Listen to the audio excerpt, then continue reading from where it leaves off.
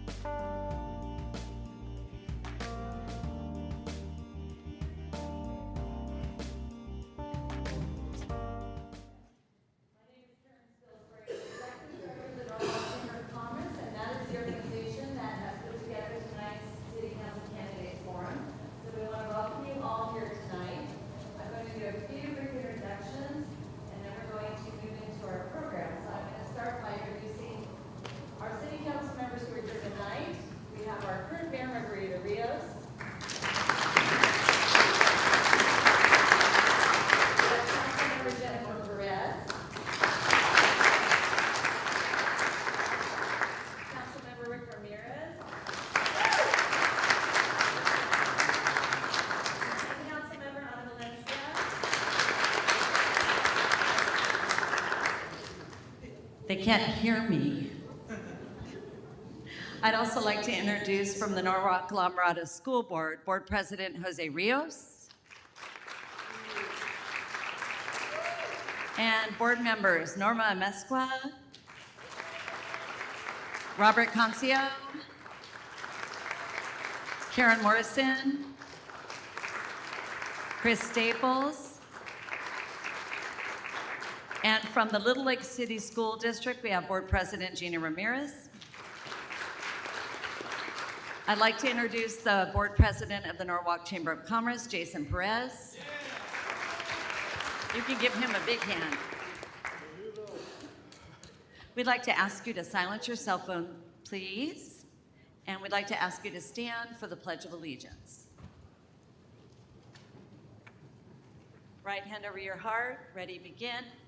I pledge allegiance to the flag of the United States of America and to the republic for which it stands, one nation, under God, indivisible, with liberty and justice for all. We also want to thank the 5 individuals who have put themselves out into the public limelight to run for a seat on the Norwalk City Council. It's not easy to do, and we appreciate their dedication to being involved and supportive of this community and hope to see great things happen as we move forward. I'm going to go over a few of what our moderator rules are so you'll understand, and I'm going to introduce our moderator. Tonight's moderator is Rich Legaspi, past president of the Norwalk Chamber of Commerce, incoming president of Southeast Los Angeles County Workforce Development Board, and he serves on both the Public Safety and the Social Services Commission. So, Rich. And our timekeeper for tonight is Natalie Legaspi from the Norwalk Seroptimus Club. So just so you all understand, this is a City Council candidates forum. It's not a debate, so the candidates are not going to engage each other in conversation, but they're going to engage you, because they want you to know who they are, and they want you to know the way they stand on issues that concern both the businesses and the residents and the nonprofit organizations here in Norwalk. So they're each going to do a 2-minute introduction, and then they're going to have questions that were submitted via email by a great number of people. Hopefully we get to a lot of them. If you were not able to submit a question, Aubrey, raise the question cards, please. We have question cards. If you wanted to ask a question, you can fill one of those out and give them to me. And if we have time, and if it's not a duplicate question, we'll try to get to that tonight also. And if not, we'll make sure the candidates get those questions so they know who you are and how to answer you in person. Any questions about all those questions? No? So with that, I'm going to hand this over to Rich Legaspi to begin our candidates forum.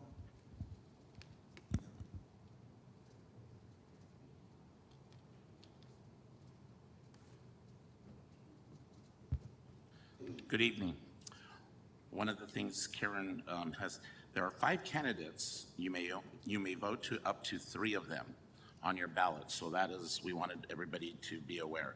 So we're gonna go ahead and start with the first question. Brian, we're gonna start with you, and then we're gonna move down as each question goes. So we're gonna do our introductions first. So Brian, you have 2 minutes. Thank you so much. Good evening, members of the council and chamber. I'd like to thank you for putting this together. My name is Brian Lopez, and I'm proud to say that I've called Norwalk home my entire life. Growing up here, I've had the opportunity to see firsthand the strengths of our community, but also the challenges we face. This connection to Norwalk has always driven me to be actively involved, and that's why I'm running for city council. My journey has taken me through educational institutions like UC Riverside, where I earned a bachelor's in public policy, Cal State LA, where I received a master's in public administration, and Pepperdine University, where I earned a master's in dispute resolution. These academic experiences have equipped me with the tools to understand and effectively navigate the complexities of local government, policy making, and conflict resolution. But more than just academic knowledge, my work in public service has given me the hands-on experience necessary to lead. Being a county experienced worker for the last 5-7 years, I understand the how to get through the red tape, and I know how to get through and streamline processes to make sure people get the services as quickly as possible. As a former social services commissioner here in Norwalk, I've gained a deep understanding of the issues our community faces, from homelessness and housing to economic development and public safety. I worked alongside residents, helping organize some of the events, putting partners together, and support vulnerable populations. Through this, I've learned that bold and compassionate leadership is what's needed to move Norwalk forward. I'm running for city council because I believe that together we can build a stronger, more connected community where every resident feels valued and heard. I look forward to working closely with each of you to address the issues that matter most to us all. Thank you. Thank you, Brian. You ready? Okay, Nicholas Garcia, you're up. 2 minutes. Hi, good evening, everybody. Thank you for attending today and those who are watching online, and thank you for the Norwalk Chamber of Commerce for hosting this event. As previously mentioned, my name is Nicholas Garcia. I too am a lifelong resident of Norwalk. I grew up both here and in La Mirada. I went to UC Riverside, where I earned a bachelor's in business and a minor in psychology. I am a husband and father of 5 children, and I am first and foremost thankful for our current and former council members that have all put in the effort to take our city to where it is now. But I also believe that it's time to pass the baton of leadership on to a new generation. I believe it's time for a new set of eyes to look at our problems that we're facing. So often we get set in our ways and complacent, and it's hard to see outside of our own vision. And that's why I am running, in order to be somebody that bridges the gap between generations, that prepares our future for not only my children, but yours and your grandchildren to come. Thank you. Thank you, Nicholas. Margarita Rios. Good evening, afternoon, everyone, and welcome to today's forum. My name is Margarita Rios. I'm currently the mayor here in the city of Norwalk, first elected in 2017 and re-elected in 2020. My record of leadership with this council and with this city is evident in a lot of the progress that we've been able to make over the years. But I know that progress needs to continue. And so with my experience, I plan to do just that. I was raised here in the city of Norwalk. I attended local schools. I bought my first home here in the city of Norwalk, which I'm still in, and I raised my sons in this city. So talk about invested in our community. I am 1,000% invested. And I also want to share that what stands me apart is my public safety experience. I currently serve in the rank of police lieutenant with the LA School Police Department. And I hope that you have seen how that is so important to safety, safe and clean in our city has been a big goal here. And so you need the experience that brings just that. And so I hope that with my experience through the years and my proven track record, I'll be able to continue the progress that we've made. My husband, Jose, is president of the Norwalk La Mirada School Board. And together as a family, public service is in our blood. It's what we do. We've been proven that time and time again. We started a long time ago just acting as community servants here in the city, which ultimately led us to take more of a leadership role. And that's exactly what we've done, what we're happy to do. And I hope that I have earned your confidence to continue to do so. Thank you. Thank you, Margarita. Next up, Rick Ramirez.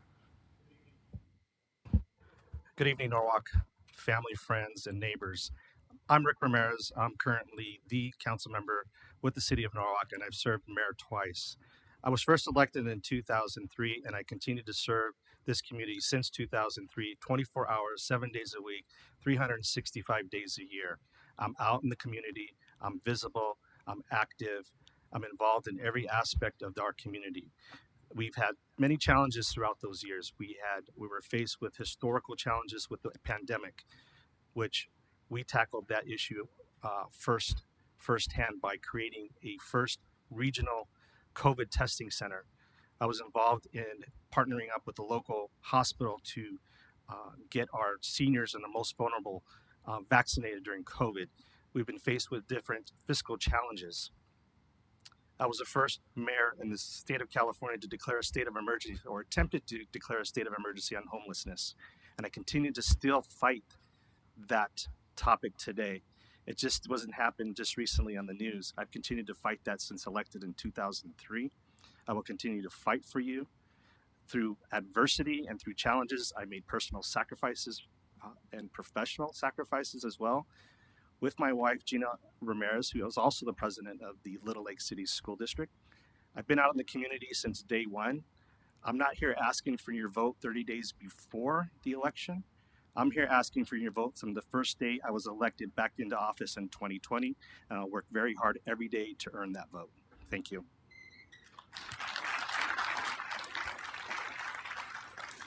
Thank you, Rick. Ana Valencia. Thank you. I'm a 29-year California credential teacher. 29 years. Next year will be my 30th, and I'm going to stick around for another couple of years in teaching. I love it. It's what I do. I'm not married. I don't have kids. My community service, my service to Norwalk, my service to the 19 years that I served on the Norwalk La Mirada School Board prior to becoming a council member, prior to getting elected, are my babies, if you will. My time is spent there. I think I have a very strong pulse on what happens in our city. Number one, I'm a longtime homeowner. Number two, I'm a member of several community organizations, and service is our middle name. Norwalk Lions Clubs, Optimist Clubs, PTAs. So a lot of the faces here are so familiar. And I thank you also for coming out and really getting this information firsthand from us, and then also spreading the word, because you do get to vote for 3 people here in Norwalk, and I'm asking for your vote to get reelected as well. Having served the 4 years on council and 19 on the school board, give you a lot of experience in many different ways, and I think they've prepared me for another 4 years. I don't know what's going to happen after that, but I can promise you I will do my best in these next 4 years. Thank you. Thank you, Anna. Okay, we will now start with the questions. Brian, we're going to start with you. You have 1 minute. Keep an eye on Natalie over here, and she'll give you your 30 seconds. So, Brian, what would you propose to do to decrease crime and increase public safety in Norwalk, and how would you fund any new programs? Yes. So I think, and thank you for the question. It starts with developing partnerships and developing relationships with the community. I think hearing what the residents want in public safety, what's important to them, is the number one thing that I would look at. Also working closely with our public safety to make sure that these things are getting tackled, and making sure that whatever neighborhood watch groups are out there expressing what issues are happening in their streets. I think it's very important that we engage with them and have a public safety at the same time. Being the intermediary between public safety and our residents is very important and key to making it successful for our residents and stopping and reducing crime. Thank you. Thank you. Nicholas, same question. What would you propose to do to decrease crime and increase public safety in Norwalk, and how would you fund any new programs? Yes, thank you. I think currently they're doing a good job. They've reduced crime overall. But I agree, it begins with community engagement. In many of our communities, it's still kind of, that mentality that, we don't talk to the Huda. We don't want to talk to them. We don't want to be considered a rata. So it is a change of mentality that we need to bring to the community, that it is okay to engage with our law enforcement, to let them know when you see things are happening. Because ultimately, our law enforcement can only be in so many places. But you as residents and communities, you are the gatekeepers of your own neighborhoods. And it takes each and every one of us coming together to improve. Thank you.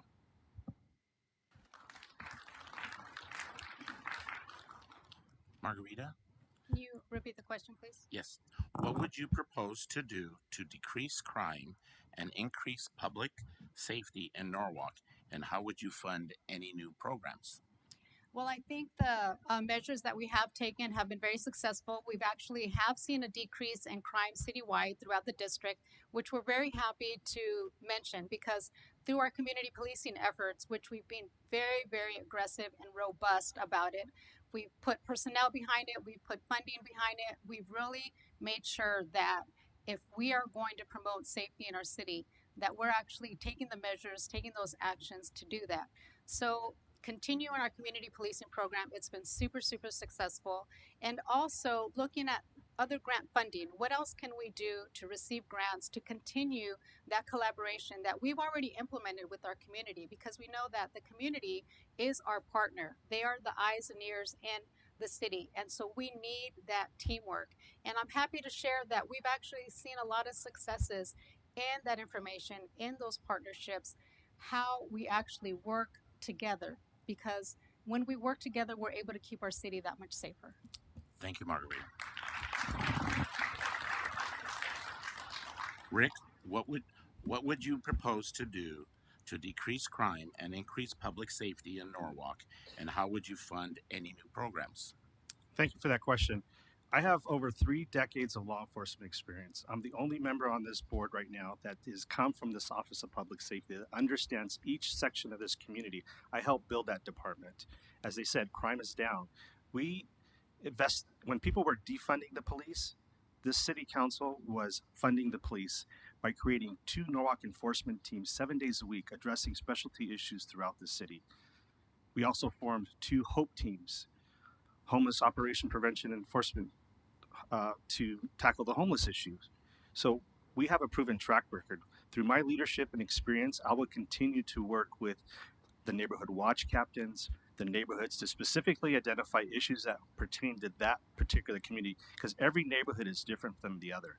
I'm out there every day speaking to neighbors, discussing the issues, combating graffiti, combating vandalism, and addressing the homeless issue. Thank you.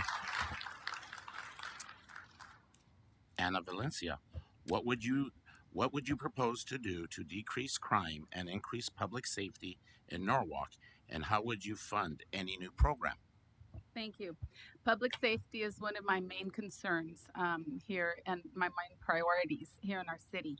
I think once people feel safe, they can come out and do what they can, what they want, and be more at peace. And we all want peace of mind. It's hard to have it nowadays. But I fully support our public safety department to be fully funded, our sheriffs, our cooperation with them, and offer. I've gone on more ride-alongs. I've participated in a program with the sheriffs and the council where it's really opened my eyes to so much that's happening and so much that we could do here in the city. And I plan to bring those ideas as well. Thank you. Thank you. Nicholas, we're going to start with you. What are your thoughts of the pop-up stands on the sidewalks? Do you think it is fair to other businesses? Also, please share how you would address any issues of panhandlers and unlicensed street vendors at freeway off ramps and city streets intersections. Yeah, so I think we have 2 categories here. We have panhandlers, which are just basically begging for money. And then we have a group of people that we have to treat with compassion. They are trying to earn a living for their family as well, but at the same time, they're doing it in an illegal manner. And so we need to provide them the resources that can guide them in order to get to the licensing and permits that they could operate their businesses legally. As far as the panhandlers, there's things and businesses that we could look to avoid, like they did with the moratorium. I remember when the Imperial Manor, right on Firestone and Imperial, was operating. It's now, I believe, a senior living center, but before that, there was littered with panhandlers and beggars at every business, every street corner. And now that it's gone, we've seen that decrease dramatically. Thank you. Margarita, what are your thoughts of the pop-up stands on the sidewalks. Do you think it is fair to other businesses? Also, please share how you would address the issues of panhandlers and unlicensed street vendors at freeway off-ramps and city intersections.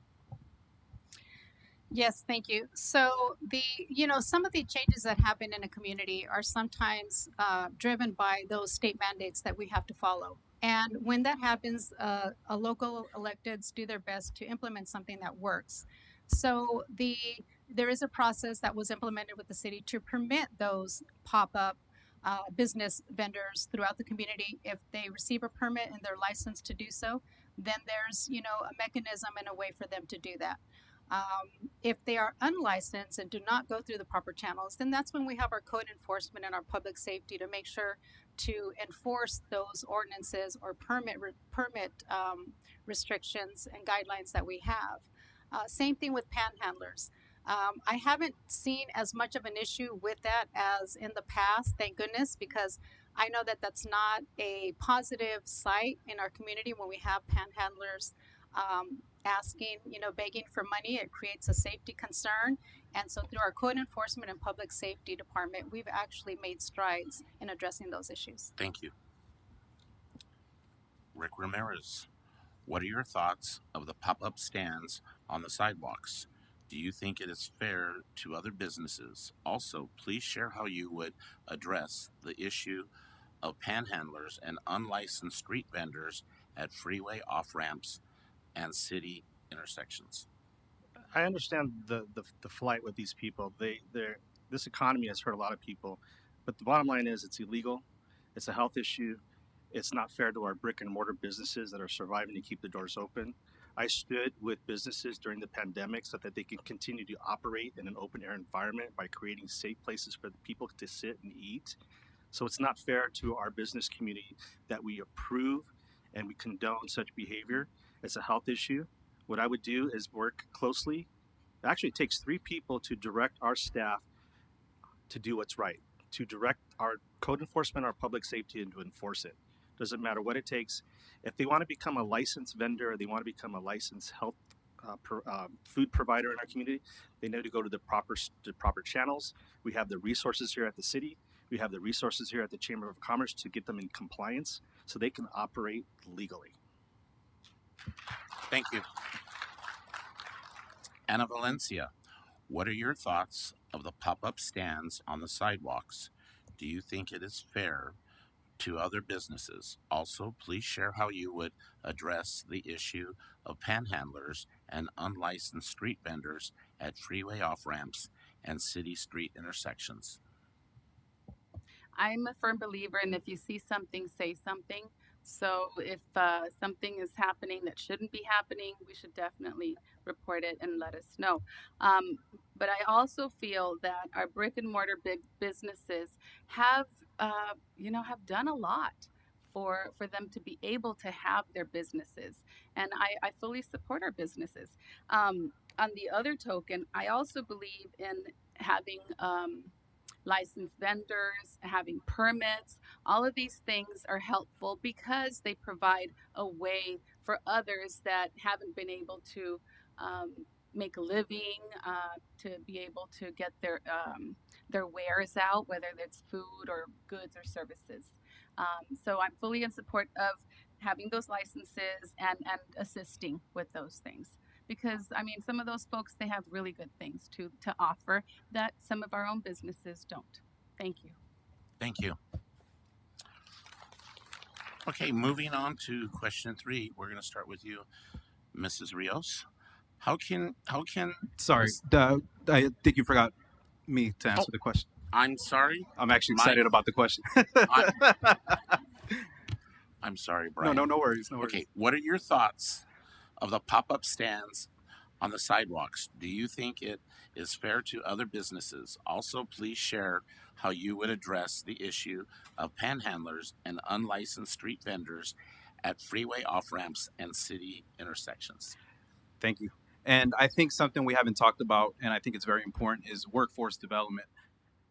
We have our America's Job Centers of California that I call the best kept secret. We need to connect these individuals and create a pipeline to these work source centers and America's Job Centers of California to get them thinking about careers and pipelines to get them into permanent jobs that'll give them sustainable living. Also, balance is key. Street vending offers affordable services we must protect, and we must protect local businesses that follow the rules. LA County actually provides services to help those get licensed in a proper manner, and they do the hand holding for that. So that's another way to mitigate that issue. And the street vending panhandlers, I think workforce development is key. That's something we don't talk about. It's a best kept secret. So I think we need to do that. And with my workforce development experience, that's something that I would do. I've had workforce development experience for 7 years, and that's my line of work, and that's what I want to guarantee for the public. Thank you. Thank you, Brian. My apology. So moving on to question 3 now. Margarita Rios, we'll start with you. How can the city support local businesses as they reduce their environmental impact? What incentives should be in place to promote greener practices?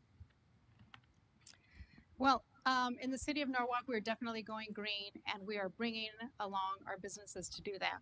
So I think one of the actions that we can help and support our businesses in is to help them to develop company sustainability, their vision, and a strategy plan, and set measurable goals. We know that there's certain laws that they're going to have to follow, but I think it's very critical the role that we play as local electeds to be able to give them those resources, give them that educational awareness to be able to contribute to the city of Norwalk going green. And so there are different resources that we already have in working in collaboration with our waste management company, but there's always more that we can do. And I think the education piece for the businesses is critical. So we are partners with all our businesses in the city, and we want to help them with our mission of going green in Norwalk. Thank you. Rick Ramirez, how can the city support local businesses as they reduce their environmental impact? What incentives should be in place to promote greener practices? I think the city is doing somewhat of a great job educating our businesses on their waste. We've partnered up with our local waste haulers to educate and give them resources on how they can cut down their footprint when it comes to the waste. I think incentivizing will definitely help our local businesses to achieve those goals. How we do it, we'll have to discuss it with the waste haulers, maybe a discounted rate on their hauling rates. But I think education and resources to get them to that, but I think incentivizing them is a great practice to get them to comply. Thank you. Ana Valencia, how can the city support local businesses as they reduce their environmental impact? What incentives should be in place to promote greener practices? Thank you. We do have several things in place already, as is mentioned by the mayor and by Councilmember Ramirez. As a teacher, I promote that. I've always taught we've got to save our planet. What can we do? And I think that Norwalk's doing, is headed in the right direction. I don't think it's wonderful. It's not the best. There's always room for improvement, because there's always room for improvement in anything. But definitely having the education, getting us to reduce, reuse, recycle, and to live greener, and for the businesses to be able to do that. I went on a ride along with the waste company, and we went over to Mr. Rosewood's, and we talked about with the owner, hey, there's ways of doing this, but let's do it better. Let's get the bigger bins. Let's get the greener bins so that we can make Norwalk greener. Thank you. Thank you. Brian Lopez, how can the city support local businesses as they reduce their environmental impact? What incentives should be in place to promote greener practices? Yes, so thank you for the question. Currently, the city's efforts in this area may be limited, but I would propose expanding educational outreach by establishing city-sponsored programs that provide free workshops on sustainability practices. I would even involve our business watch group that we already have here in Norwalk and get them engaged in the practices and energy and and the sustainable practices in energy efficiency and climate change awareness is part of the education in that. Also, collaborating with local schools, including Cerritos College and community organizations, could help bring more resources directly to residents and students and our businesses, and making sure that we have a skilled workforce in our workforce development, making sure we're actually providing the skilled workforce for the businesses in the first place and creating an organic environment where we're creating these pipelines. Thank you. Thank you. Nicholas Garcia, how can the city support local businesses as they reduce their environmental impact? What incentives should be in place to promote greener practices? I think it depends on what those practices are. If it's something as simple as using paper straws, then I don't think there should be any incentive for that. In fact, I personally don't like paper straws, but that's neither here nor there. But I do believe if it has anything to do with redoing structural things, green energy, that we should incentivize it. We should help with maybe possible tax breaks, or if it has to do with building, perhaps expediting permits so that they can reach those goals quicker and not be held back in that. So there's a variety of things we can do. I agree with the education piece. That is very important, making sure they're aware of the resources that they have, and connecting that with the community and local centers would be key for that education. Thank you. Okay, moving on to question for Rick Ramirez. What is your 10-year business development vision for the city of Norwalk, and how would you plan to finance your vision? Well, my vision may not be Norwalk's vision, but I would represent whatever vision this community brings forward. I know we've done a Heart of Norwalk plan. We spent thousands of dollars in surveying our community and what they want and what actually Norwalk needs. We passed moratorium on different uses that were prohibited now in the city of Norwalk. So my goal to fund that is to find business partners locally, internationally, that want to invest in Norwalk. That's why I go to international shopping center conferences in Vegas to recruit those developers and those partners. But I think the city needs to do its part and incentivize those property owners, the developers, to bring what Norwalk wants, but most importantly, what Norwalk needs. Thank you. Ana Valencia, what is your 10-year business development vision for the city of Norwalk, and how would you plan to finance your vision? Thank you. That's a hard question because there's always that question: where's the money coming from, right? But I think that we're in the right direction. Norwalk is in the right direction. And I've had lots of conversations with business owners individually, and I ask them for their ideas, their concerns, their comments. And then Karen Spilsbury and I, whenever we get a chance, we have conversations as well. So these must be taken into consideration when we're putting together a vision or a plan. Now, I would love to have Norwalk have place businesses that generate more funds for the infrastructure, housing, ensuring that it's affordable, and greener spaces for our residents and our families. That way, and of course, education and incentives for a more greener and sustainable Norwalk. Thank you. Thank you. Brian Lopez, what is your 10-year business development vision for the city of Norwalk, and how would you plan to finance your vision? Thank you for the question. So my 10-year vision includes revitalizing vacant properties. That's the first thing, like the Food for Less that we have on Studebaker. Also, the Tommy's on Pioneer and Alondra. These are some of the things I want to see in the 10 years, supporting small businesses and making the city a hub for entrepreneurs. We can finance this through our public and private partnerships, seeking grants, using a part of the city's budget, and exploring bond measures for larger initiatives. It's all about partnerships, engaging and going out there and doing a stakeholder analysis of what we have here in place. Also looking at our strengths, weaknesses, opportunities, and threats around the community. I call that a SWOT analysis, is what I would do to really make sure this 10-year plan is actually realistic and feasible, economically feasible. Thank you. Thank you. Nicholas Garcia, what is your 10-year business development vision for the city of Norwalk, and how would you plan to finance your vision? Yeah, it's a big question for 1 minute, but I think I'm going to agree. We need to get a pulse on what the community wants and needs. It's not about one man's vision, but a vision of a community. And along with that, we all want economic growth. We want a diverse economy within here. We're not one type of business is predominant or another. But before all that, we need to modernize our infrastructure. We need to make sure that our infrastructure is in place to handle the growth.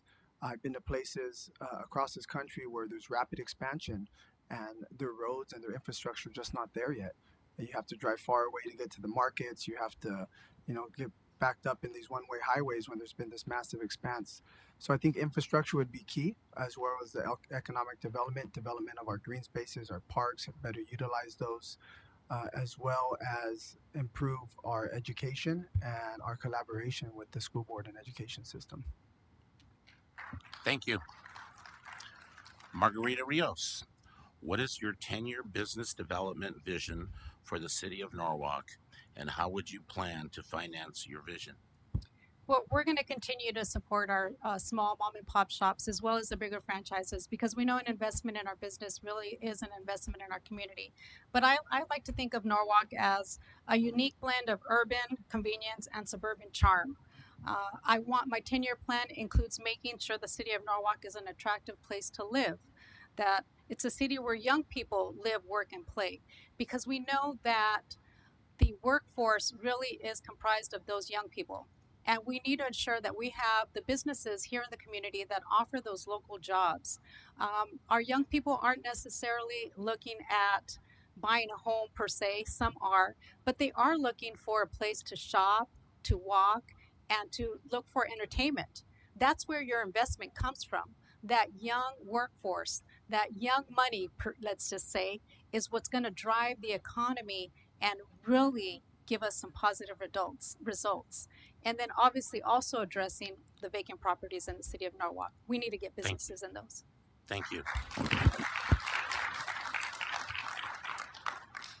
Ana Valencia, Norwalk is full of diverse backgrounds and heritages. As a council member, how would you work to ensure the promotion of cultural diversity in Norwalk and through community programming? Thank you. I think that it's very important to respect other cultures, other backgrounds, and I definitely do as an individual. I know that my colleagues do as well, and I believe that from hearing from the candidates, all the candidates, that they all, pretty much are respectful of other cultures. Now, promoting them, we have a social promotion commission. We've got a friendship commission that we just brought back. All of these, basically the education, the collaboration, and really bringing out really good ideas to incorporate our community, our children, our students, to really make this a more collaborative and really warm city. Thank you. Thank you. Brian Lopez, Norwalk is full of diverse backgrounds and heritages. As a council member, how will you work to ensure the promotion of cultural diversity in Norwalk and through community programming? Yeah, so thank you for the question. I think the events that we already have within the city, all the great stuff that the mayor and the council have done, that's a great step into bringing all the cultures together with the events that we do. The biggest thing, like I mentioned before in my introduction, civic engagement, really getting close with our community, really understanding what the difference in diverse backgrounds are like, really stooping out to the level, talking to them and really understanding where they come from, what makes them special. I think that's one of the biggest keys into making really promoting diversity in our community. Thank you. Thank you. Nicholas Garcia, Norwalk is full of diverse backgrounds and heritages. As a council member, how would you work to ensure the promotion of cultural diversity in Norwalk and through community programming? Yeah, it begins with dialogue and engagement. I myself, a resident of the manor down the street, is a melting pot of different cultures. We have everything from Latins, Mexicans, Colombians, Argentinians to Indians, and it's really a melting pot. And one of my favorite ways to showcase any culture is through the food. And I think we all like to eat. We all like to try different cuisines, and I believe bringing people together around food is always a commonality when you break bread together. And so I think that's one way we could showcase cultures is through showcasing their food at local events. I agree that a lot of the events we already have are good at bringing the community together, and it's through that community engagement that you get to know one another. And I think it's important that we also interact with people that are different from us. Sometimes, as people, we tend to join with people that are familiar to us and that we know, but it's also important that we extend our hands to those we don't. Thank you. Thank you. Margarita Rios. Norwalk is full of diverse backgrounds and heritages. As a council member, how will you work to ensure the promotion of cultural diversity in Norwalk and through community programming? The diversity here and culture in the city of Norwalk is actually something that I'm very proud of because we are so diverse and we're able to recognize the past, but our present, and look towards the future. I think that some of the programming that I know I've initiated, it's Hispanic Heritage Month. We've done Las Posadas. We've celebrated, other issued proclamations to acknowledge the work of all different cultures and all types of individuals, members who have given back to the community or given back to the state of California or even nationwide.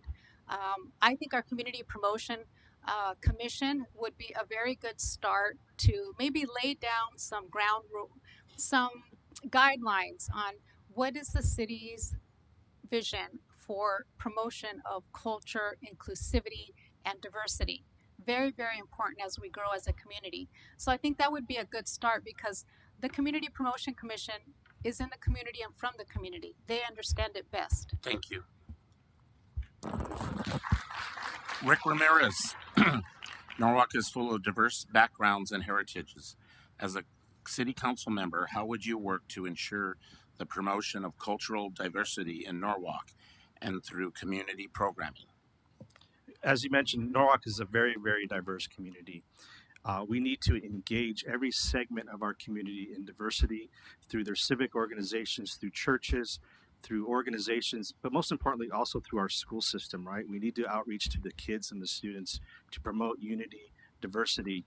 We talked about, street fairs and the taste of Norwalk. These are visions that community wants. We want a connected community. We want an engaged community. How we can engage community is through food, entertainment, and interaction. But most importantly, we need to educate our children to let them know that the diversity in our community is rich and it's vibrant. And we're going to continue to support programming that promotes that in the city of Norwalk. Thank you. Moving on. Brian Lopez. The city of Norwalk current regulations do not allow for the sale or growth of cannabis, except for a small number of plants for personal use. Do you support the current regulations or would you work to change it? So I would engage with the stakeholders and leaders that advocate for this. It's a balancing effect. It's not just I'd want to hear out their policies and see what's going on and really get to the bottom of, okay, how is this going to affect our community? And I think just having that dialogue with our stakeholders and the leaders that support this is something that I would engage with first and find a balancing effect to make sure we find policies in place that we can implement and are reasonable for the city and it's feasible for us. Thank you. Thank you. Nicholas Garcia. The city of Norwalk current regulations do not allow for the sale or growth of cannabis, except for a small number of plants for personal use. Do you support the current regulations or would you work to change it? I definitely support it. I believe that we as a community want to be known as a family community. And unfortunately, there's some establishments that don't lend itself to that. And certain establishments also bring the wrong type of individuals in. why there are decent people that do use it for recreation and they're responsible. They go to work, they maybe do it to relax at night or on the weekend. Unfortunately, it also draws the wrong crowd. And so that's why I would be in support of the current regulations to not allow it. Thank you. Margarita Rios, the city of Norwalk current regulations do not allow for the sale or growth of cannabis, except for a small number of plants for personal use. Do you support the current regulation or would you work to change it? Well, I'm glad that there's a mechanism for those individuals that maybe need, those items for medicinal purposes, for health and well-being. But I would support our current regulation because it's worked. Our current regulation is we took a stance on that. It's worked in our community. However, I will share that anything that we implement or is up for consideration that directly impacts our city, the community has a lot of input and say. And so, if that were something that eventually came before the council as local leaders, we'd have to really ask how does the community feel about that? Because that drives a lot of the implementation of programs and services and regulations that we have. But currently, as it stands, I support continuing with our regulation as is. Thank you. Rick Ramirez, the city of Norwalk current regulations do not allow for the sale or growth of cannabis, except for a small number of plants for personal use. Do you support the current regulation or would you work to change it? As a city councilman, we make tough decisions. I'm an open-minded person. It's the will of the people, what they want to see in their community. As the mayor mentioned, the policy is in place. We missed the boat a long time ago when there was interest in the Norwalk. I don't think it's an issue in this community. However, we need to be very proactive and regulate and designate areas for the potential of establishments before we are sued at the city level, because the overwhelming voters of the state of California approved it. And in 2020, there was a survey done in the city of Norwalk that 80% of our Norwalk residents would suggest the possibility of having cannabis in the city. But as today, it's not an issue, but I vote on the will of the people and what the people want. It's not what I want, it's not what I see, but there are very health benefits to that industry. And I'm sure everyone here has dabbled in CBD in some form or another for any ailments, their family members or what have you. But it's not an issue. Thank you. Ana Valencia, the city of Norwalk current regulations do not allow for the sale or growth of cannabis, except for a small number of plants for personal use. Do you support the current regulation or would you work to change it? I support the Norwalk current regulations. And I'll tell you, I am not personally in favor of marijuana, but it is legal in California and in many states. And the medicinal purposes for it. I remember my mom growing some when it wasn't legal. Shh. Don't tell my mom because she gets really upset at me telling on her. But she would put it in alcohol, rub it on her backaches and what have you. And so I do understand that. So following the law, following the regulations, we have to do what we have to do. And of course, to protect our residents and protect our city. Thank you. Thank you. Moving on. Nicholas Garcia, do you believe that the Norwalk City Council members should be elected by districts? For example, 4 districts and 1 at large. I'm not in support of districts for our community in particular. I believe we are trying to advocate for a connected community. And unfortunately, one of the byproducts of districting sometimes is a microchasm that develops within those districts and communities and the fighting over resources. Additionally, it would take away power from the people. Currently, as mentioned, we have 3 seats up for election, and each resident has 3 votes for those members. If we were to move to districts, they would only be able to vote for one member, which is the one within their district. So we would be taking away power from the people, and that's why I'm not a proponent of it. Thank you. Margarita Rios, do you believe that the Norwalk City Council members should be elected by districts? For example, 4 districts and 1 at large. I've not seen a specific benefit to going in districts through district elections for cities. If anything, I've seen it usually creates a process where it's marginalized certain neighborhoods in a community and even creates some divisiveness. So I would leave as is, as we are now. It's worked. We have a 5-member governing board council, and it's been very effective. We are a diverse group as is now, and so we're able to address every need in the city, and we do it very, very well. So I would not support districts because I don't really see a benefit to them. Thank you. Rick Ramirez, do you believe that the Norwalk City Council members should be elected by districts? For example, 4 districts and 1 at large. To me, districts don't make sense unless they're unique budgeted. We have a specific budget for that district, and the council member controls that budget for the district. It just doesn't make sense. We represent the city of Norwalk at large. Is it a task to campaign? Of course, 10 square miles, walking street to street, door to door. You know, it's not cost effective, right? So districts don't work. It's going to create division. It's going to create infighting.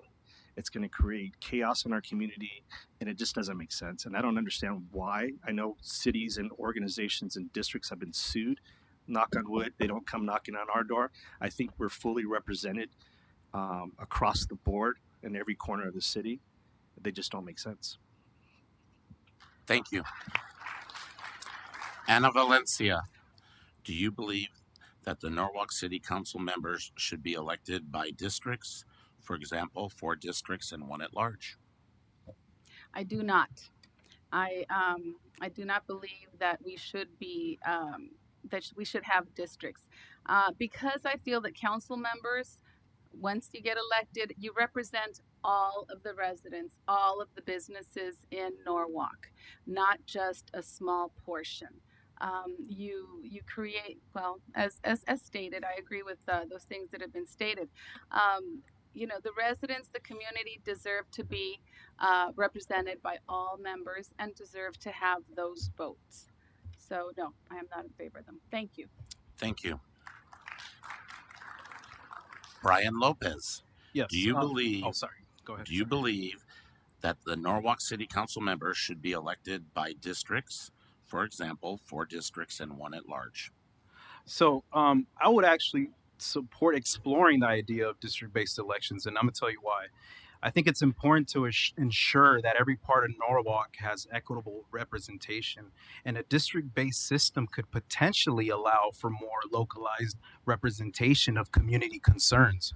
A lot of the concerns that we have, Norwalk is a very big city. Homelessness, for example, it's an intractable problem that can't be solved just with one solution. I think with bold leadership and compassionate leadership, I think we can make it happen and actually make it work. Thank you. Thank you. Moving on. Margarita Rios, what are your views on public safety in Norwalk, and what are your thoughts on the Norwalk Public Safety Quadrant Officer Program?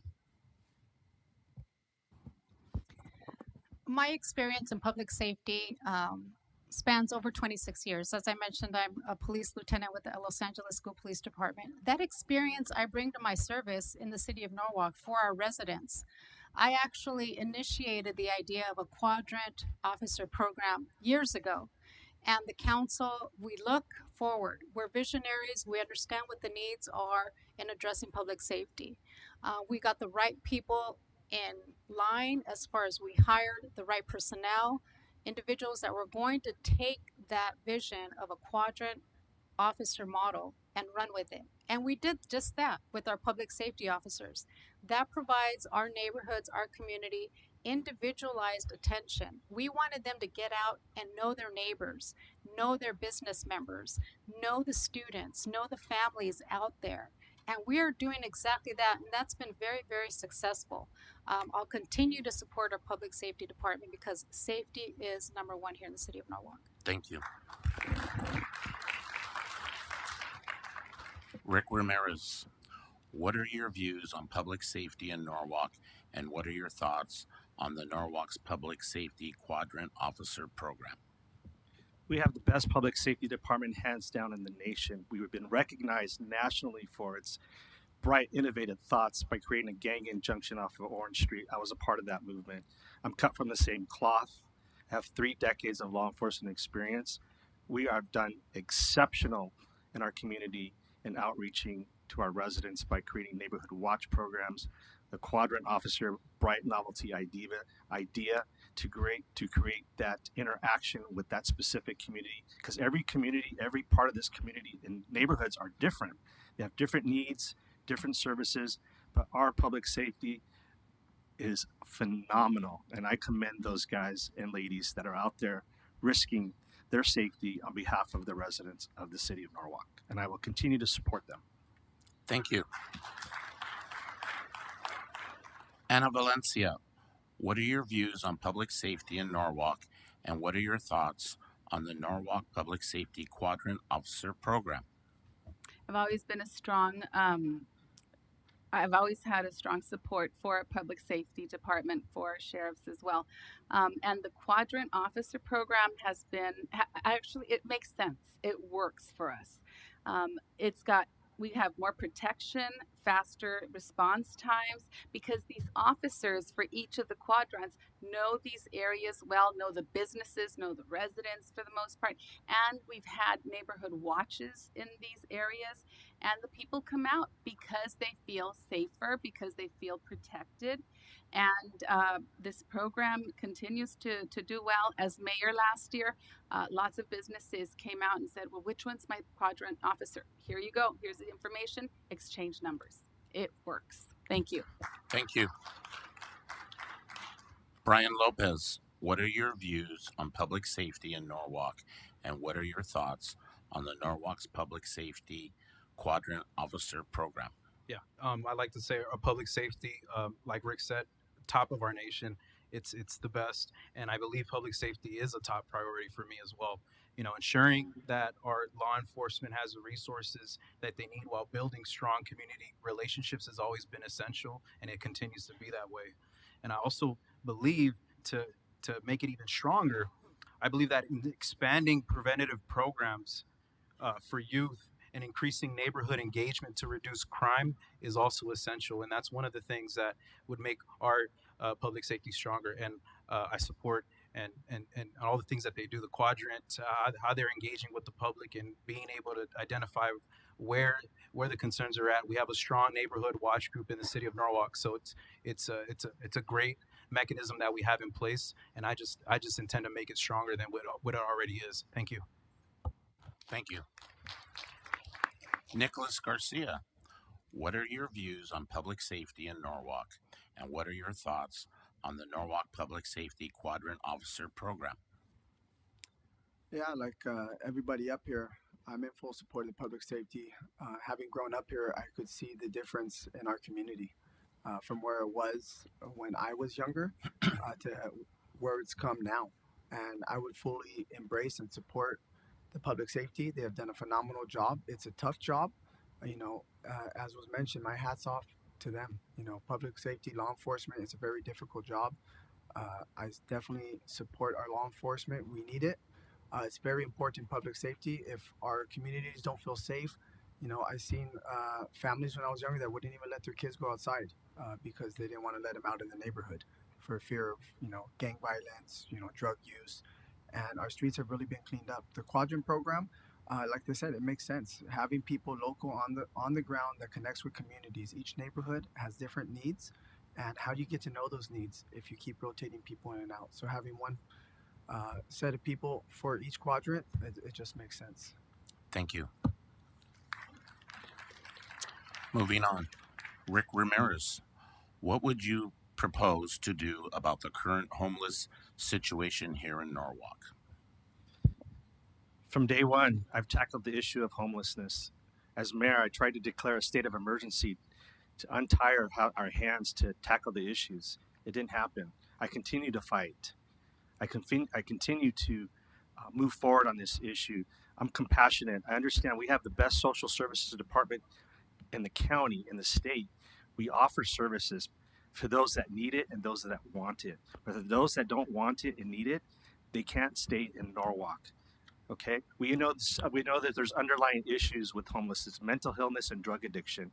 We need to clean up our streets. We need to protect our neighborhoods, keeping our kids safe. We need to create a safe environment for businesses. People can go out and shop. I will continue to fight endlessly to address this issue. I will fight the governor. I will fight the supervisor to do what's best for the city of Norwalk, because we know what's best for our city. Give us the power to tackle the issue. We've created 2 hope teams 7 days a week to address these issues. I've been out there in the field with them addressing these issues. Thank you. Ana Valencia, what would you propose to do about the current homeless situation here in Norwalk? I'll tell you, it's a national problem that we face. But here in Norwalk, I think we've had really good measures. We're taking good measures. We treat people with integrity and with a lot of care. But unfortunately, some people just don't want to be helped, don't want to get off the street. And when they're out there creating problems and being, wanting to attack our own residents and whatnot, we have to do something about that. So having worked with the homeless in the past, I know that we need resources and whatnot, but we do not need for the state, for the county to come in and tell us what we need to do without us being a part of that. So I will continue to fight that. Thank you. Thank you. Brian Lopez, what would you do to propose? What would you propose to do about the current homeless situation here in Norwalk? Thank you. And I've touched on this a bit earlier, but homelessness is a critical issue. And I would focus on providing comprehensive wraparound services to those in need. Like I mentioned earlier, our workforce, it's not just about housing. It's not just about providing the intensive services that we already have through our social services. We have to build pipelines for them to be sustainable and not repeat the process of them going back into the streets. Yes, they go into shelters, but then that recidivism happens where they're back onto the streets. I was a social worker working directly with mental health and substance abuse individuals. It takes motivational interviewing tactics and psychological ways to really uncover the underlying issues, to really get those that are at high risk into sustainable living, and that's important. I would work closely with the county and state agencies to bring more resources to Norwalk to address the root causes of homelessness. Additionally, I support the creation of more permanent supportive housing, and I would advocate for state and federal government to provide more financial and resource assistance to help. Thank you.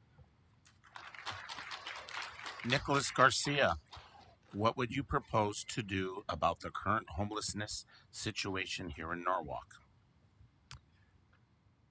I think it begins with the heart of compassion and humility. There go I, but by the grace of God. Many of us have been at that point in time where we're one paycheck away from being out on the streets too.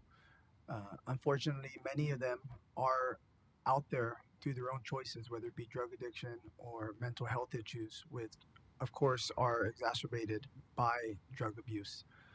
So I think that the Hope Teams is a great first step, and there's so much more that can be done, including making them aware of resources. I believe if there's not a chaplain already on the Hope Teams, that we should introduce chaplains on the Hope Team to address their spiritual needs as well, because people can change their behaviors, but only Jesus Christ can change the heart, and the heart of the matter is the matter of the heart, and if we could get their heart, we could get their actions, and we could get their lives back in line. Thank you. Thank you. Margarita Rios, what would you propose to do about the current homelessness situation here in Norwalk? The city of Norwalk has actually been at the forefront of addressing homelessness and those individuals experiencing housing insecurity. We started that back in 2018. We're actually been the role model for other cities on how to address the homeless population. We've developed a HOPE team, not one, but two. And in 2023 alone, they addressed 2,314 community outreach calls, placed 69 persons in housing, 566 social services referrals, and 7,217 public spaces were monitored for safety and cleanliness. That was just 2023. We are acting on that. We stand on solid ground when we know and advocate for what's best for Norwalk. And so we'll continue to do that to address with compassion and understanding, but also we're listening to the community. It matters to the community, it matters to the council to make sure we address the homeless population. Thank you. Anna Valencia, what would you do to entice businesses to move into Norwalk? Thank you. I think that we have a real opportunity to really reach out to businesses, to developers, to come to Norwalk, and we've actually been doing that. I think some of our council members have gone out to some of these conventions where you get to meet a lot of the developers, a lot of the business people, and to really come in and and do the best that they can. I think that we've got great programs. The city has great programs, a great process to really bring businesses out and to come and feel wanted, needed, and to feel safe here. So you provide those things, safety and the ability to be seen and to be heard, and we've got a good relationship. Thank you. Thank you, Anna.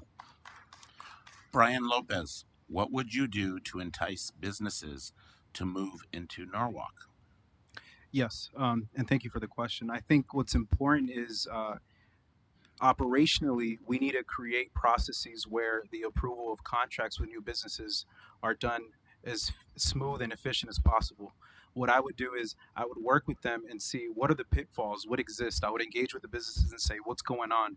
I would connect with our business watch group and get them to connect with our landowners that we have at the vacancies that we have currently. That's one step.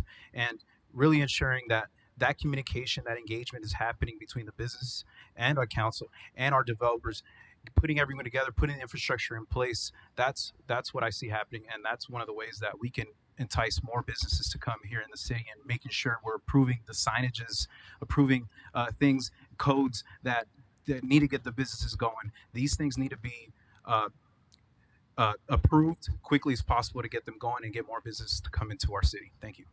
Thank you, Brian. Nicholas Garcia, what would you do to entice businesses to move into Norwalk? I think the city of Norwalk is, attractive in and of itself. We're located centrally in the Los Angeles region, close to, Orange County, San Bernardino. We're a central hub for a lot of the major cities. But some of the things we could do to incentivize, especially development, is to expedite permits. Not shortcut them, because the permits are definitely important, especially in development. But to expedite some of these things, to encourage them, hey, here's the place to build, here's the place to come in. I think we also need to advocate for locally owned small businesses. Some other cities have explored having a small business office that helps resource and direct people through permits that are seeking to be entrepreneurs. And I believe entrepreneurship is one of the quickest ways for our families to move up the social economic ladder. Thank you. Margarita Rios, what would you do to entice businesses to move into Norwalk? Well, we entice businesses by building a supportive business environment. And we've done that in the city of Norwalk to eliminate a lot of that red tape that businesses come across with. We're streamlining permitting process. We have some of these tools online to make it easier, more business friendly. In 2023, we saw a 24.44% increase in business licenses renewals. So businesses are staying here in the city of Norwalk. And an interesting story, and talking to one business member who established his business here, is he looked in the region and he saw that Norwalk was centrally located. Perfect location. He said, here. And he chose Norwalk to establish his business. So we've been finalists in the city of Norwalk for the most business friendly city. We're doing a lot of positive to not just keep our businesses, but entice them. We look at tax breaks. We look at potential low loans. We're doing a lot in the city of Norwalk. Thank you. Rick Ramirez, what would you do to entice businesses to move into Norwalk? Time and time again, I hear that Norwalk is not business friendly. We need to break that stigma by creating a direct line with those investors to our community. We need to streamline the process. We need to walk them through what we want as a community. We also need to create a business resource center that we can incentivize these businesses to come to Norwalk, provide them with resources, the small business investor to the big business investor, by going out and researching and finding those partners that want to invest in our community, but to give Norwalk residents what they want, but also what they need. We need to work closely with them, spend time understanding their aspect of doing business and what it takes for them to do business in our community, and just walk them through the process. You know, there's a black and white, but there are some great areas that we can maneuver within the legal limits of what we do to making sure that those businesses in Norwalk are striving and they're successful. Thank you. Brian Lopez, what are your thoughts about the Los Angeles County Measure A that is on the November ballot? So Measure A, I'm in. Measure A, sorry.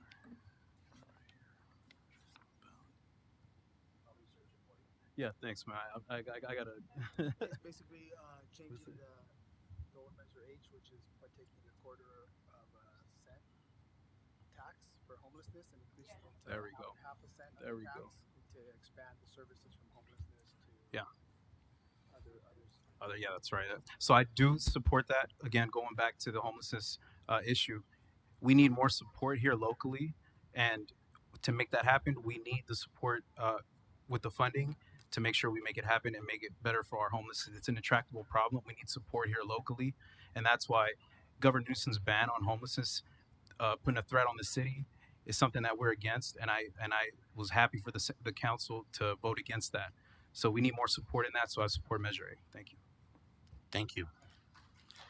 Nicholas Garcia, what are your thoughts about the Los Angeles County Measure A that is on the November ballot?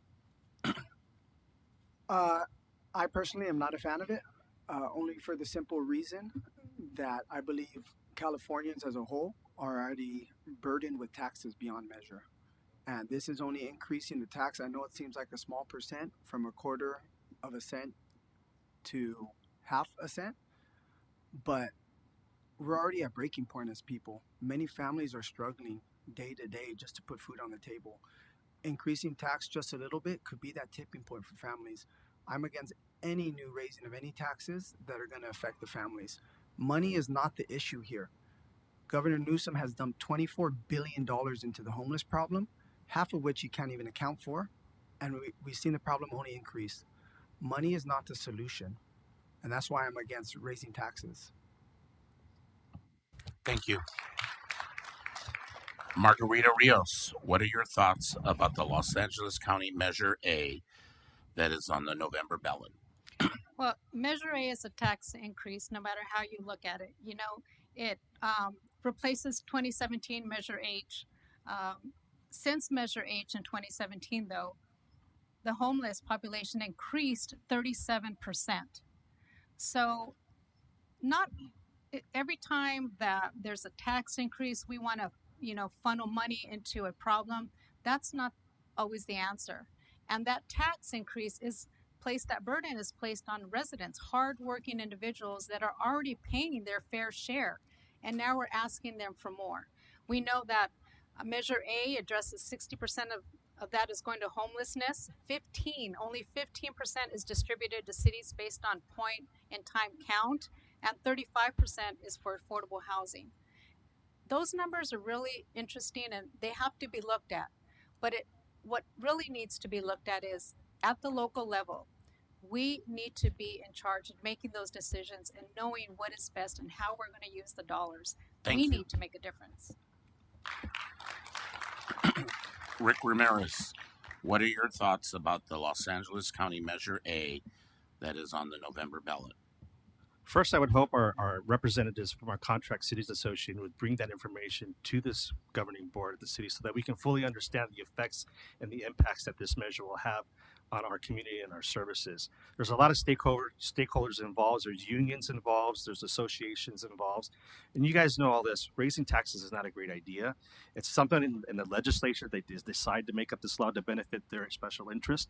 So until we can get that information from our Contract Cities Association that represents us and many other cities in the area, so we can fully understand the impact that will affect Norwalk, but also the surrounding areas. Thank you. Ana Valencia, what are your thoughts about the Los Angeles County Measure A that is on the November ballot?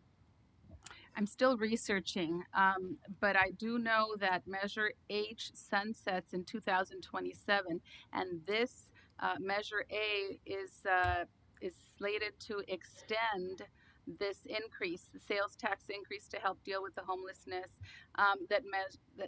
which Measure H is supposed to have done. But as the mayor mentioned, we didn't see a decrease in homelessness. We saw an increase. And here in Norwalk, we didn't receive the Measure H funds. We got things like you got your hotel, you got this, full of homeless people, and we were not involved. We had to pick up the slack and really patrol more, provide more safety, provide more resources for our residents. So my initial thought is, no, I am not in favor of this, but I will research and I will keep an open mind because, we need to do that. Thank you. Thank you. Moving on. Nicholas Garcia, what do you have planned for seniors in the future? I was asked that prior to this meeting as I walked in by a group of the seniors in our community. And they're a vital role in our community. They provide us with wisdom and experience that are invaluable. They have seen life and they've gone before us. So I think we need to lean in to their wisdom. I believe we should do programs that get them involved in mentorship with some of our youth and young adults to be able to pass on that wisdom. Some things that could be explored is, other than mentorship programs, is pen pal. We know a lot of our seniors feel lonely and they don't really have people to connect with. How can we connect them with other people that are willing to engage, hear their stories, because their stories are our story. They're what brought us to this point here and now, and we need to lend an opening ear and take into consideration what they have to offer. Thank you. Margarita Rios, what do you have planned for the seniors in the future? Well, if you look at the budget for the city of Norwalk, you'll see that we've consistently looked at how our elders, our seniors in the community are being assisted, are being helped, are being supported.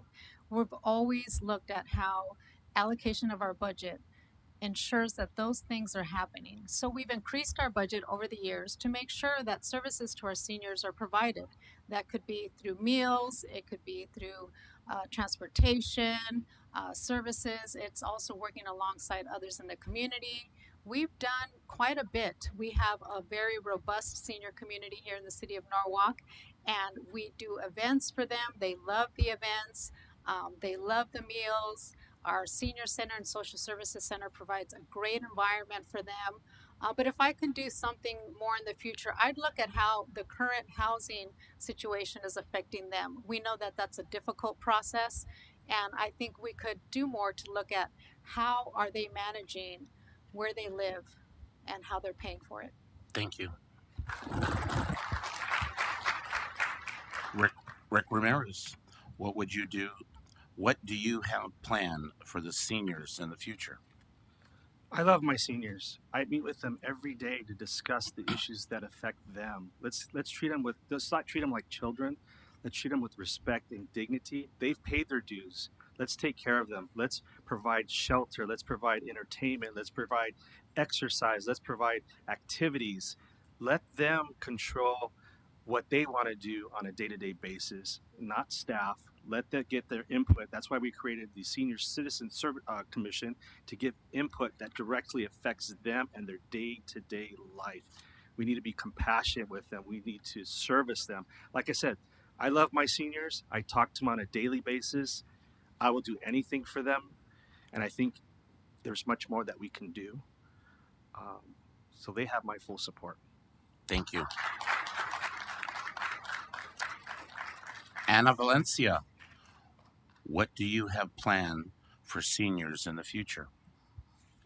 I plan to continue to fully fund the services that we offer and provide more resources for them to get up, to be out there. One of the things that I've done is go and visit as often as I can, and that 3 o'clock get up and move is amazing because they play music and everybody gets up and moves, kind of like the 8:38 stretch on Channel 5 Weekend News, if you watch Channel 5. But basically, these resources are for our most, our most treasured residents here in Norwalk, our seniors that have been there, done that, and that have done so much for us. It's our responsibility to take care of them continuously. Thank you. Thank you. Brian Lopez, what do you have planned for seniors in the future? Yes, and thank you for the question. I've worked with most vulnerable populations, including with the senior populations when they couldn't find housing. I think I would continue to strengthen, and Norwalk is great when it comes to affordable housing because that's essential. Also, health and supportive services is very important to bringing more health and wellness programs directly to our seniors, and including access to mental health services, transportation. Those are the things we want to continue to strengthen for our seniors and continue to fund for that. Also, I think one of the most important things with one of our more vulnerable populations within the senior community are those for preventing isolation and ensuring safety. Too often, seniors in our city, they can feel disconnected and alone. So I would push to expand outreach programs to regularly check on seniors and provide resources that enhance their quality of life. Thank you. Thank you. Moving on, Margarita Rios, if elected, what would be your top 3 priorities for the city of Norwalk and why? My top 3 priorities, number one is public safety. We've made significant strides in that the past several years, and I want to continue that because that was something that I heard loud and clear from the community. And so we've been able to reduce crime numbers here in the city of Norwalk, and so that would be top priority. We're going to continue to make this community safe. Secondly, our social services. Those social services programs that we have provide so much assistance. You can, from seniors to families to youth, we have so much to offer through our social services programs. I want to continue to build and expand on that because that's a very unique service we have here in the city of Norwalk, our social services. And lastly, I would say our sustainability. I initiated a 4th goal, everything to do with sustainability in the city of Norwalk. Again, as I mentioned earlier, Norwalk is going green. Why? Because I recognize that we must address climate change for the future of our city. Thank you. Rick Ramirez, if elected, what would be your top 3 priorities for the city of Norwalk and why? My top 3 priorities, I've always stood on the keeping our neighborhoods safe, cleaning up Norwalk so that we could have a better quality of life for everyone, and be forward thinking and addressing a lot of the public safety issues. Second of all is the homeless issue. We need to tackle this homeless issue head on.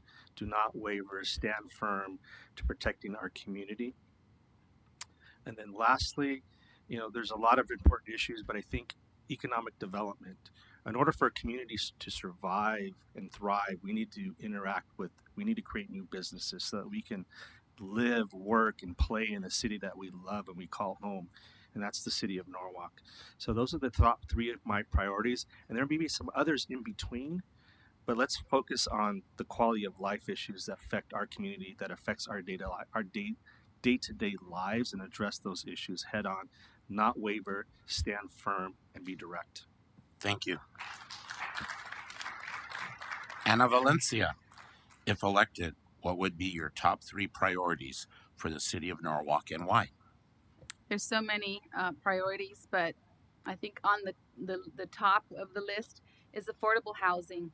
I will advocate for policies that increase access to quality, affordable housing because this ensures that every Norwalk family has a safe and stable place to call home, and we need to feel safe. The others are, I would say, economic development. I'm committed to boosting Norwalk's economy by promoting our local businesses, attracting new investments, and creating more job opportunities for our residents with the developments. Public safety, of course. Everybody needs to feel safe, to continue to prioritize the safety of our community by enhancing community policing and increasing support for emergency services. Thank you. Thank you. Brian Lopez, if elected, what would be your top three priorities for the city of Norwalk and why? Thank you for the question. If elected, my top three priorities would be addressing homelessness, as everyone else has shared, providing comprehensive of support for those affected. Again, I mentioned earlier, providing the comprehensive services that they need, the wraparound services that they need. Also, my second priority would be economic and workforce development, as I mentioned earlier, revitalizing vacant properties and supporting local businesses and making sure that not only the most vulnerable those that are panhandling, as we mentioned earlier, make them into the skilled workforce and connect them with the business industries where they may be interested in, and get them connected to those workforce pipelines. And thirdly, public safety. Of course, that's always important as far as improving and already strengthening our community policing and crime prevention. Thank you. Thank you. Nicholas Garcia, if elected, what would be your top three priorities for the city of Norwalk and why? So my first priority would mainly be myself, to maintain my character and integrity as a leader. I think it's vitally important that our leadership be maintained as examples for the rest of our community to follow. Honesty and integrity are vitally important, and far too often we see, unfortunately, public figures that, for lack of a better term, mostly nationally, have become what they would consider corrupt politicians. And so it's very easy to go down that route. So that would be my first and foremost priority, to maintain myself and my character. Secondly, public safety is aside from that, number one. Our community must feel safe. That includes addressing the homeless issue. There's lots of things that waterfall off of that, cascade off of that. And then thirdly would be the revitalization and modernization of our city. Thank you. Moving on. Rick Ramirez, how do you plan to build a collaborative partnership with the state and county to address to secure mental health services for those in need? It's challenging because we've fought with the state and agencies to create those services. I commend our social services department because this is where I talk about local control and having control of our budget and our resources. I'm open to collaborating and to have discussions with the state and local officials, but I know the challenge to address these issues rely in our social services department and those mental health experts that they employ and the service organizations that they contract on a daily basis. I will continue to support those outreach programs. I will continue to support and fund money that goes to those agencies that service our community first. Mental health is a huge issue across the state. They can't even get a hold of it. What do you think they're shipping them here for? So we can take care of them, and that's got to stop. Thank you. Ana Valencia, how do you plan to build a collaborative partnership with the state and county to secure mental health services for those in need? Thank you. You know, there's a plan in place already, and as Rick said, we've been fighting back and forth. It's like a family, right? You have to hash out those things that you're not in favor of, but eventually, essentially, you come to some kind of agreement, and we're very close to having a lot of mental health programs in the Metro State Hospital, and where it's going to be funded, because that's one thing that I've always said. Well, how are we going to provide all these things with our budget? Well, we've been able to collaborate with the county, with the state, so that these things do happen. And my thing is, having worked with homelessness, with homeless people in the past and mental health issues, to provide those wraparound services so that they don't affect negatively the surrounding area, which is, of course, Norwalk. Thank you. Thank you. Brian Lopez, how do you plan to build a collaborative partnership with the state and county to secure mental health services for those in need? Yeah, so thank you for the question. I think the first thing we need to look at is do a stakeholder analysis of all of our partners that we can use to leverage for mental health services. Before even, of course, we need the state support as well, but I think we have the resources here in place with a lot of nonprofit organizations out there that have funding for mental health services. So I think we really need to hone down on the partners and the current stakeholders we have to make things happen and actually partner with them and create referrals and comprehensive wraparound services that we can connect them to. I think that's most important, and that's how I would take a stance on that. Thank you. Thank you. Nicholas Garcia, how do you plan to build a collaborative partnership with the state and county to secure mental health services for those in need? Like already been mentioned, there's only so much collaboration that could be done with the state and other local officials. They have their mind made up on certain things, and unfortunately, they're unwilling to bend. I believe we need to be open to that collaboration, but at the same time, we need to focus on what's best for our community. There is no one size fits all to address this issue. We only see this growing as an epidemic. Mental health, as was mentioned, is on the rise. Anxiety, depression, suicide, it is skyrocketing even among our youth. They have lost hope, and we need to bring that hope back, and that hope is found in Jesus Christ. But at the same time, we need to provide those services, which I believe our local social services here for the city provides. And I think we need to double down on that rather than relying upon the state, because again, they want that cookie cutter, one size fits all, and that's not the solution. Thank you.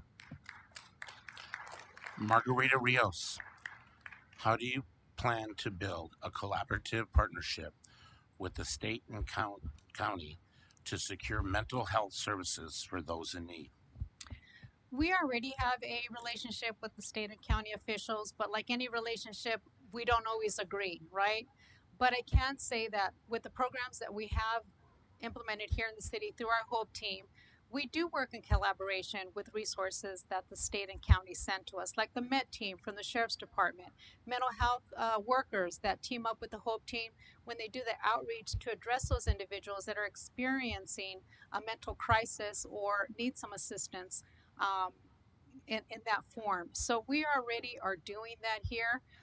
But what I'd like to do is take it a step further, and we really need to look at how we're collaborating with those institutions, our school institutions, other local organizations on addressing the mental health of our youth. That is a very significant issue right now that sometimes is overlooked, but we all talk about our youth being our leaders presently and in the future. We need to do more to address their mental health and well-being. Thank you. We've had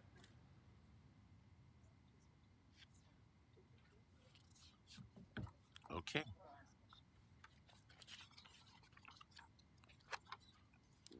One more question here. So, Ana Valencia, How do you intend to maintain high-quality services while also ensuring the retention of skilled city employees in the face of rising inflation? That's Anna Valencia, Yeah. yes. I am so proud of our employees, and I am so happy with the service that our employees provide us. They are, bar none, some of the best I've ever seen. I go to other cities and different functions, and we talk to council members from other places, and they just keep saying, "Wow, your people are so top notch." And I think it's because we have that collaborative relationship where we take care of our employees. So, in order to provide the services for our residents, we need to take care of our employees. And I think we do that well, and we will continue to do that well as long as I'm a council member. Thank you. Thank you.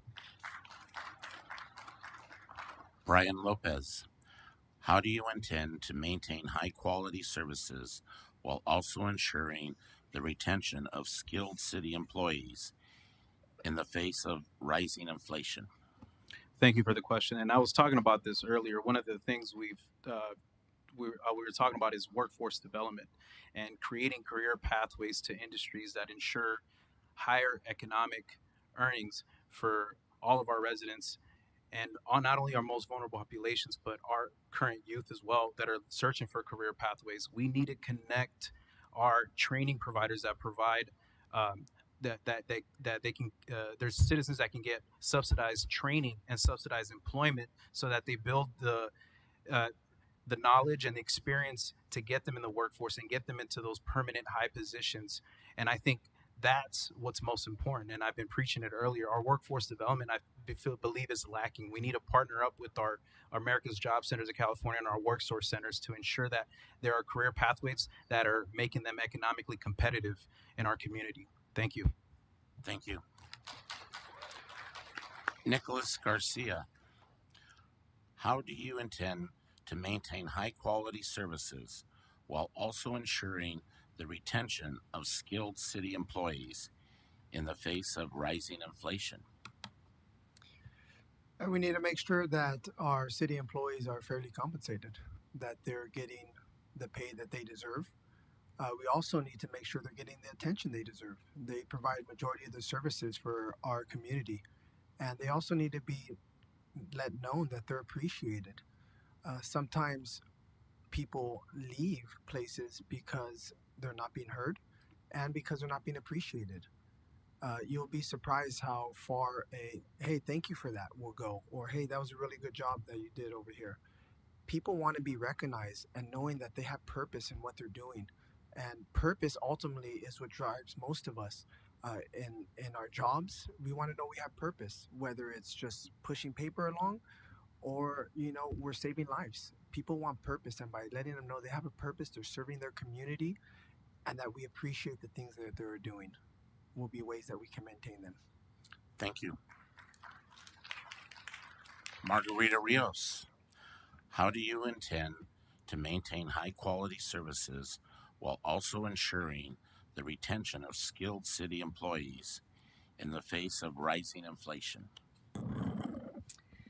Goal number one is excellent customer service, but that's only a goal unless we actually have the members of employees that can actually deliver on that. And so we need to make sure that our employees are taken care of through fair and adequate compensation, through positions, that they be filled, that we have the employees who are ready to not just prepare for their current position, but promote from within, prepare them for the next position available for them in order for them to grow within the organization. I also know that when we promote from within, there's there's a culture shift, and we need to make sure that we support a positive culture with our employees so that they are meeting goal number one for excellent customer service. As I've always said, they are the boots on the ground. I've always supported them, and that's why I'm happy to share that the employees as a union have endorsed my reelection to the Norwalk City Council. Thank you. Rick Ramirez, how do you intend to maintain high-quality services while also ensuring the retention of skilled city employees in the face of rising inflation. We owe so much to our city employees. They represent us out in our community. They provide quality services to our residents. If they're not happy, our residents aren't going to be happy. We need to give them fair compensation, wages, competitive competition for upward mobility and advancement. I don't believe in contracting out services. We've lost a lot of great employees to other cities because we maybe lacked certain areas of giving them what they wanted. They sought opportunities elsewhere. We lost a lot of great people. I will continue to keep staff happy. Happy staff equals happy resident. Happy resident means happy council member. So we don't have to deal with a lot of the issues that we currently have. You know, keeping those quality of life issues, keeping our residents happy, thriving. You know, this is a Norwalk family. We take care of our own, and we should support our staff 100% within reason. You know, I'm not saying give them the farm, but let's work together so that they're taking care of their families because they take time away from their families to take care of our families. Thank you. We've had a bunch of wonderful questions, and now we're going to go ahead and move into our closing statements. So you each have 2 minutes. I can go ahead. Okay. We're going to have 2 minutes. Ana Valencia, we're going to start with you. 2 minutes of your closing statement. Thank you. You know, I've loved what I love what I do, and I love to serve. And I've served on the Norwalk Council for 4 years, served on the Norwalk La Mirada for 19 years, school board, and I continue to be a servant to my community, to my city. As I mentioned, public safety, economic development, and affordable housing are my top 3 priorities. But really, all the priorities that I have are just too many to mention here. But I think I have a record of service, a record of leadership, and compassion for my residents, for my city. And I hope that you see that, that you've seen that, and that you vote for me as one of the 3 options for the city of Norwalk come November 5th. Thank you. Rick Ramirez. Thank you. You know, running for office is very challenging. You know, we put ourselves out there. We get ridiculed. We get badgered. We get attacked on social media. We get our families are badgered and harassed. I commend everyone here for running and putting themselves out on the line every day. Okay, it's very challenging. I have a proven track record. I've done this job. I'm committed. I'm compassionate of engaging my community. I rolled up my sleeves and I've gotten the work done for the last 4 years. I fought for the residents. I'm not afraid to tackle these tough issues, putting my neck on the line, either positive or negative. I will do what's right for our community and our residents. I've kept an open door policy. Anyone's welcome to my office. I've returned emails, text messages, and telephone calls within 24 hours, if not immediately. I'm engaged, I'm active in my community, and anyone out there can attest that you see me out there every day, 24 hours, day or night, obviously when I'm not working or sleeping, and sometimes I do get up in the middle of the night, answer these text messages from our public information office in regards to some critical incidences. I get the work done. I'm not afraid to take on the tough issues. I'm compassionate, I'm sincere, I'm friendly. Every one of you, either you like me or dislike me, you hate me or not. I'm continuing to do the job for everyone, no matter where you live, who you are, your background, economic status. You're a Norwalk resident. Thank you. Margarita Rios, 2 minutes. You know, people ask, Margarita, why do you do what you do? The simple answer is because I care. I genuinely care about my community. This is where I grew up. This is where I raised my family. This is where my heart is to serve. I really want to make a difference. That is what I do, why I do what I do. And when you care enough, genuinely care, your purpose and your mission comes easier.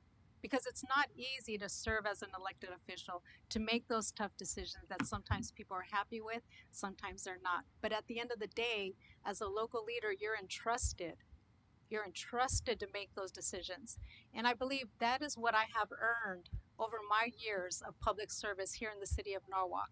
I am a trusted leader. I serve with integrity and I have a vision. And the vision that I've shared has created positive change. Under my leadership, we have seen positive change in the city of Norwalk. We're on the verge of something great if we continue with strong leadership, which is what I can share, which is what I provide. I have the experience to move this city forward. I'm a strong, trusted leader, no nonsense. I'm accustomed to making a decision and taking action. That's really what it takes. I operate with a sense of urgency. Every day is an opportunity to create something for the city of Norwalk, to create something amazing for the residents and families, the employees, everyone here in the city of Norwalk. And so every day I have a mission. My mission is to serve and give back to this city.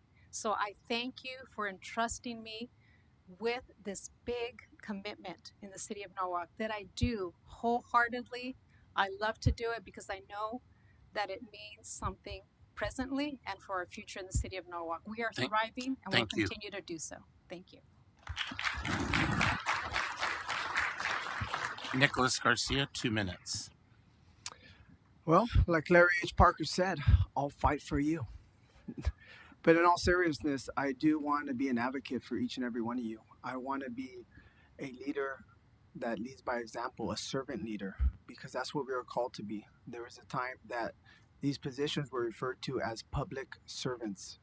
And that's what I want to be for each and every one of you. A servant that lends ear, that hears your voice, and is willing to make the tough decisions to support you and to support what's best for the community. And I just want to end with a story that, I heard recently, although it's untrue, but it does provide a good illustration. And it goes like this.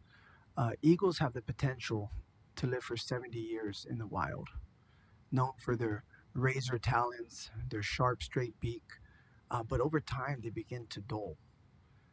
And what once was razor sharp begins to fade. That beak begins to bend and grow crooked. And around 40 years, it's faced with a tough choice. If it wants to survive into the future, it's got to painfully rip out each claw from its talon one by one, smash its beak against the rock until it crumbles and falls apart. It has to endure months of excruciating pain so that new life can grow, so that new talons can grow back razor sharp, a new beak can grow. It is the same with leadership. At times we need a new set of eyes. Change can be difficult. It could be painful. But with a new set of eyes, a new vision, we can revitalize our community and take us into the future. And that's what I'm advocating for. Thank you. Thank you. Brian Lopez, 2 minutes. Thank you. And I'd like to thank you for the opportunity to speak today. Again, as a lifelong resident of Norwalk, I witnessed firsthand the incredible potential of our city. We're centrally located in Southern California, making us a natural hub for commerce, and we're home to a diverse and skilled workforce. But the real strength of Norwalk lies in our community and our ability to support one another. As your council member, my goal is to build on these strengths and create a truly business-friendly environment and that benefits both our residents and local businesses. I'm also committed to supporting small businesses by streamlining processes, like I mentioned earlier, for codes and signage approvals, and by referring startups to small business loan opportunities. Cutting the red tape and improving communication will help Norwalk a destination for innovation and growth. My vision is a Norwalk where infrastructure is well maintained, public safety is a top priority, and our local government is accessible and responsive to the needs of both residents and businesses. Together, we can create a brighter future for Norwalk, one that's built on strong partnerships, a thriving local economy, and opportunities for all. Thank you for your time, and I hope to earn your trust and support as your next council member. Thank you. Thank you.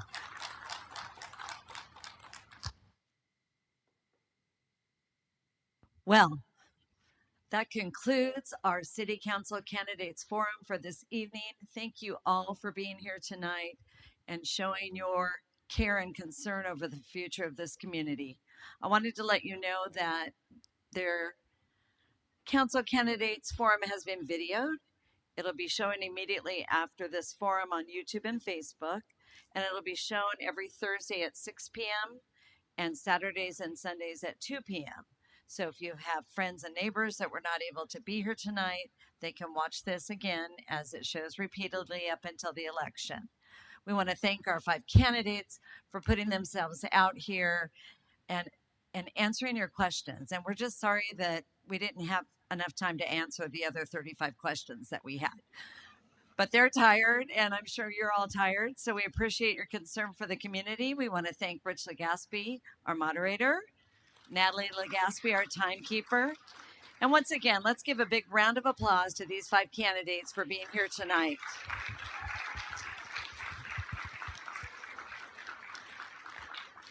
I hope they stick around a little bit. For any of you that want to meet them individually and may have some questions, they all have literature up on the tables in the back of the room. Have a safe ride home. Thank you.